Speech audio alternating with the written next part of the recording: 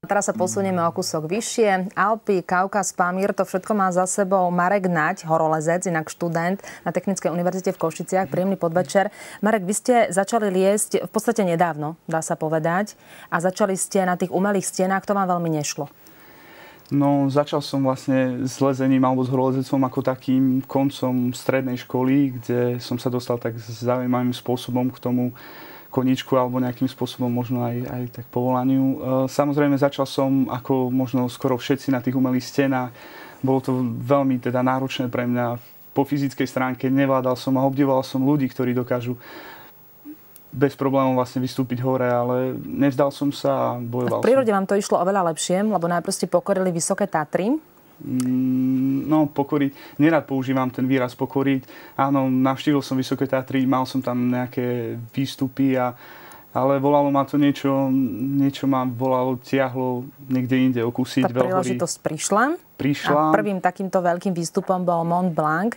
Tam ste vlastne išli za dosť takých zvláštnych okolností, lebo ste sa rozhodli, že idete sám. Teda ste prišli sám vlastne do toho základného tábora, dá sa povedať, a tam ste sa už pripojili k ďalším horolezcom. Tak si o tom povedzme. Bolo to celkom zaujímavé. Moji známi sa ešte aj doteraz na tom smejú, ako som prišiel s obrovským batohom, s mačkami, ktoré som si nejakým spôsobom doma vyrábal, s cepínom a hovorím, že idem na Mont Blanc a oni boli z toho strašná zábava, hej. Proste ja si myslím, že veľké veci sa stávajú tým, ktorí sa snažia o to, aby sa stali práve im, takže som bol pripravený na stávanie sa veľkých vecí, čiže nejak to tak prišlo. Ja som tam docestoval, bol som tam o deň skôr, zoznámil som sa s Angličanmi, ktorí tam nejakým spôsobom hovorili, že koľko ľudí tam zahynulo a podarili sa výstup. Nie je príliš motivačné, keď sa dozviete práve toto. Demotivačné, ale mal som obrovský rešpekt.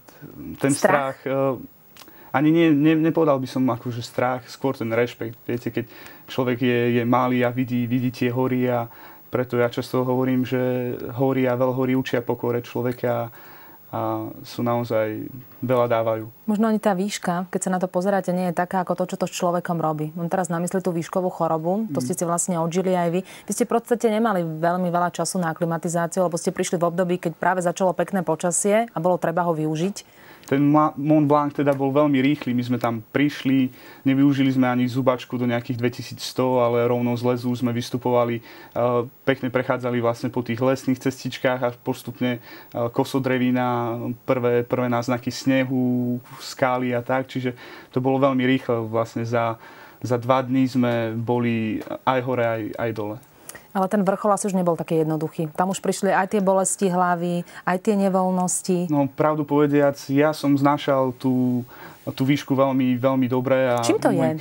Dá sa to povedať, že toto sú ľudia, ktorí budú znášať dobre tieto výšky? Určite sú tam nejaké fyzické predispozície, pretože sú dobrí lesci, ktorí však prídu do určitých výšok a majú problém, úplne sú odpísaní. Čiže určite tá predispozícia je. Ja som pravidelným darcom krvi, čiže možno tam má nejaký vplyv vlastne to, že telo produkuje stále nové a nové červené krvinky, čiže tým sa ten deficit toho kyslíku vo vzduchu nejakým spôsobom rieši. Povedzme si ešte, aký to bol pocit, keď ste poprvýkrát stáli na takomto veľkom vrchole.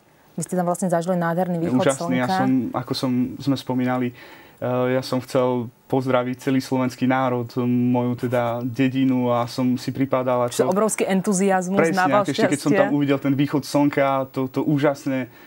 Boli sme tam s 2 takými Francúzmi a tie objatia, všetci boli tak mimo, len ja som nejakým spôsobom žiaril a chcel som pozdraviť všetkých a cestou dolu sme vlastne videli Valotku, ktorá je taká bivakovacia chata. Čítal som veľmi veľa o tom, že náš Milan Rastislav Štefánik tam pôsobil a pozoroval hviezdy, čiže mi to celé prišlo také úplne úžasné. A to vás posúvalo ďalej, lebo prišiel vlastne Kaukaz? Prišiel Kaukaz, Elbrus. pretože ten Mont Blanc, aj keď rôzne literatúry a aj deti v škole sa učia o tom, že je najvyšší vrchom Európy.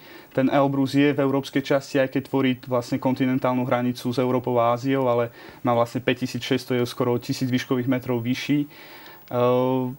Tak chcel som vlastne vystúpiť aj tam. Sa ten podarilo. Kaukaz je proste... Ale možno tak najviac rezonuje ten Pik Lenina. To sa podarilo tiež. Aký to bol výstup? Tam to tiež nebolo jednoduché. Keďže Pik Lenina alebo Abu Ali ibn Sina, ako sa v dnešnej dobe nazýva tento vrchol, so svojou výškou 7134 určite nie je jednoduchou výzvou a preto by som si nedovolil tam hneď na začiatok ísť, predsa tie skúsenosti a to všetko. Takže každý jeden výstup je o niečom inom. Je asi špecifický. Keď vám položím otázku, že čo bol taký najväčší, najsilnejší zážitok, dá sa na to odpovedať?